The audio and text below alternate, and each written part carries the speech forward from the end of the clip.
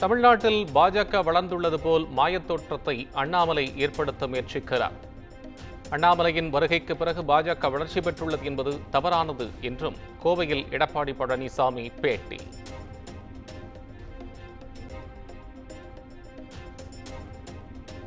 நம்பிக்கை துரோகி என்ற பெயர் ஒருவருக்கு பொருந்துமானால் அது எடப்பாடி பழனிசாமி தான் என அண்ணாமலை ஆவேசம். பாஜக வேண்டாம் என ஒதுங்கிய எடப்பாடி பழனிசாமிக்கு மக்களவைத் தேர்தலில் மக்கள் பாடம் புகட்டிவிட்டார்கள் என்றும் விமர்சனம்.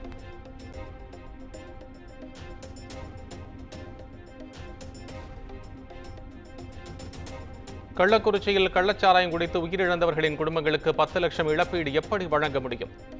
தொகையை மறுபரிசீலனை செய்வது குறித்து அரசின் கருத்தை அறிந்து தெரிவிக்க உயர்நீதிமன்றம் உத்தரவு.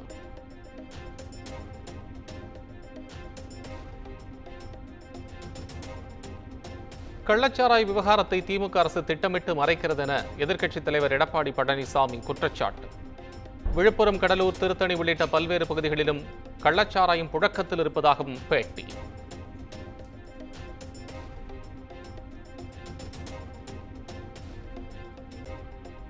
சசிகலா அதிமுகவின் உறுப்பினரே இல்லை, அவர் எப்படி கட்சியை ஒன்றிணைக்க முடியும்? அதிமுக பொதுச் செயலாளர் எடப்பாடி பழனிசாமி கேள்வி.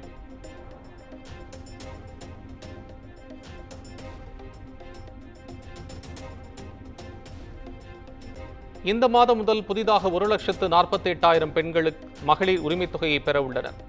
வன்னியர்களுக்கு 20% இடஒதுக்கீடு வழங்கியவர் கருணாநிதி என்றும் பரப்புரையில் முதலமைச்சர் மு க ஸ்டாலின் பேச்சு.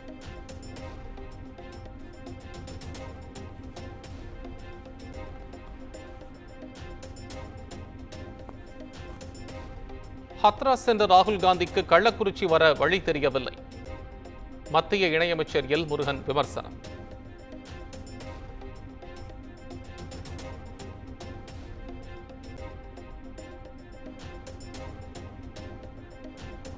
சொத்து குவிப்பு வழக்கில் அதிமுக முன்னாள் அமைச்சர் அரங்கநாயகத்தின் சிறை தண்டனையை உறுதி செய்தது உயர்நீதிமன்றம். அரங்கநாயகம் காலமானதால் சொத்துக்களை பறிமுதல் செய்ய வேண்டும் எனவும் தீர்ப்பு.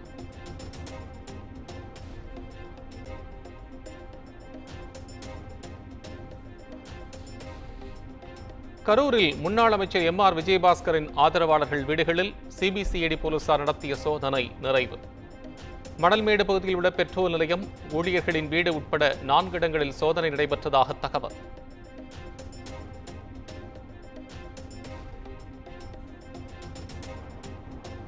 திருச்சி அருகே ரவுடியை துப்பாக்கியால் சுட்டுப்பிடித்த போலீசார். சிறுகனூரில் பதுங்கியிருந்தவரை சுற்றி வளைத்தபோது தப்பிக்க முயன்றதாக தகவல்.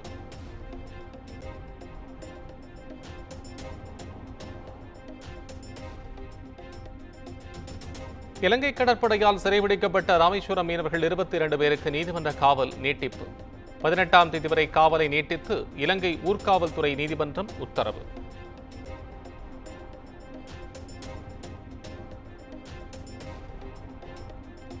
இலங்கை கடற்படையை கண்டித்து பாம்பனில் மீனவர்கள் கண்டன ஆர்ப்பாட்டம். 25 மீனவர்களை விடுவிக்க நடவடிக்கை எடுத்திட வேண்டும் என மத்திய மாநில அரசுகளுக்கு கோரிக்கை.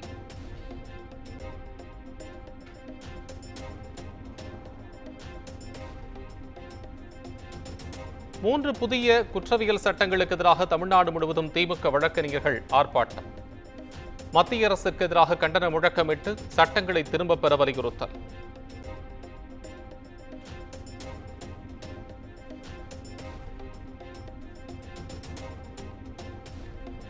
₹822 கோடி குத்தகை பாக்கி காரணமாக உதகை ரேஸ் கிளப்பிற்கு சீல் வைப்பு. கோட்டாட்சியர் தலைமையிலான அதிகாரிகள் 52 ஏக்கர் மைதானத்தை மீட்டு நடவடிக்கை.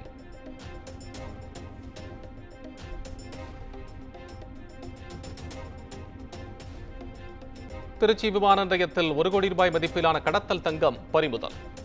சிங்கப்பூரிலிருந்து கடத்தி வந்த பயணியிடம் சுங்கத்துறை அதிகாரிகள் விசாரணை.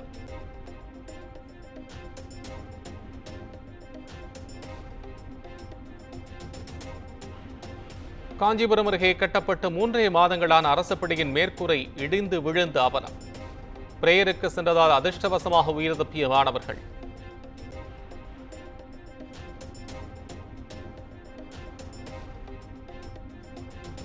சேலம் மாவட்டம் எடப்பாடி அருகே ஏரியில் மண் அள்ளிய 50க்கும் மேற்பட்ட லாரிகள் சிறைபிடிப்பு. வருவாய்த்துறை அதிகாரிகளிடம் சிறைப்பிடித்த லாரிகளை பொதுமக்கள் ஒப்படைத்ததால் பரபரப்பு.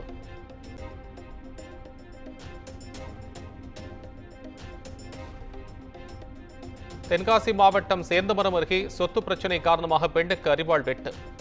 நெஞ்சை பதற வைக்கும் காட்சிகள் வெளியானது.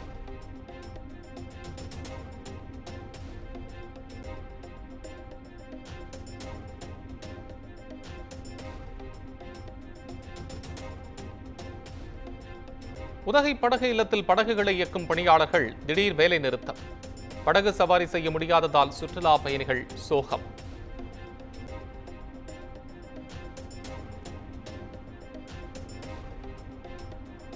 ஆடி மாத பூஜைக்காக சபரிமலை ஐயப்பன் கோயில் நடை 15ஆம் தேதி திறக்கப்படும். ஆன்லைன் முன்பதிவு அடிப்படையில் சுவாமி தரிசனத்திற்கு அனுமதி வழங்கப்படும் என தேவஸ்தானம் அறிவிப்பு.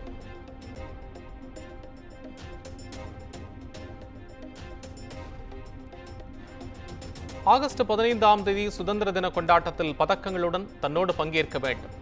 பாரிஸ் ஒலிம்பிக்கில் பங்கேற்கும் இந்திய வீரர்களிடம் பிரதமர் நரேந்திர மோடி வலியுறுத்தல்.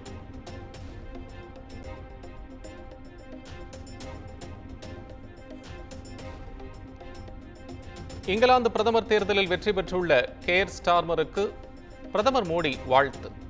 தோல்வியடைந்த ரிஷி சுனக்கிற்கு சிறப்பாக பணியாற்றியதாக குறிப்பிட்டு நன்றி தெரிவித்தார்.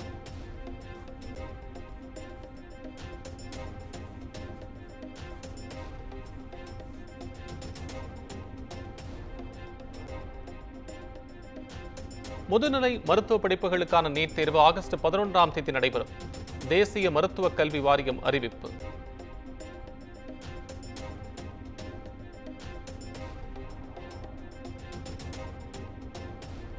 ஹத்ராஸ் போலேபாபா நிகழ்வுக்கு அனுமதி கோரிய முக்கிய குற்றவாளியாக அறிவிக்கப்பட்ட பொறியாளர் தேவ்பிரகாஷ் பணி நீக்கம். தலைமறைவான தேவ்பிரகாஷ் குறித்த தகவல் அளிப்போருக்கு 1 லட்சம் ரூபாய் சன்மானம் அளிக்கப்படும் என போலீசார் அறிவித்ததை தொடர்ந்து நடவடிக்கை.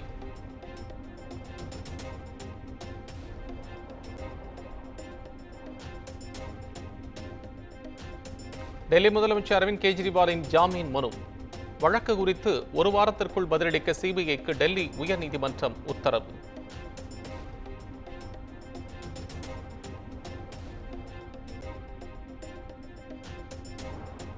அசாதாரண வகையில் மழை பெய்ததால் பாலங்கள் இடிந்திருக்கலாம்.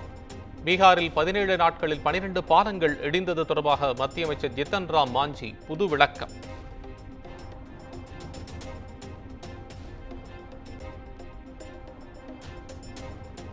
தொடர் மழையால் தத்தளிக்கும் அஸ்ஸாம் மாநிலம்.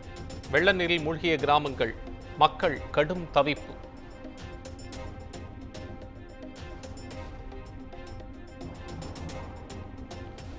ஓரினச் சேர்க்கைக்கான திருமணத்தை சட்டப்பூர்வமாக்க மறுத்த உச்சநீதிமன்றத்தில் தீர்ப்பு. ஜூலை 10ஆம் தேதி தீர்ப்பை மறு ஆய்வு செய்ய கோரிய மனுக்கள் மீது விசாரணை.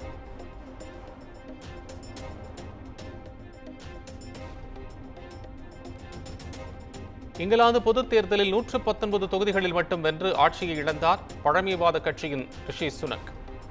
326 பெரும்பான்மை என்ற நிலையில் 410 தொகுதிகளை அள்ளி ஆட்சி அமைக்கிறது தொழிலாளர் கட்சி.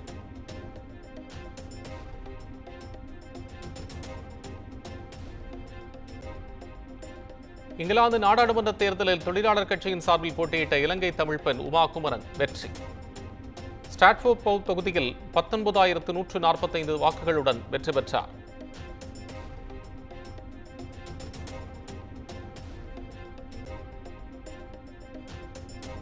நாக் அஸ்வின் இயக்கத்தில் பிரபாஸ் நடித்த கல்கி திரைப்படம் உலகம் முழுவதும் 700 கோடியை அள்ளிய நிலையில் தமிழ்நாட்டில் மட்டும் 28 கோடி ரூபாய் வசூல்.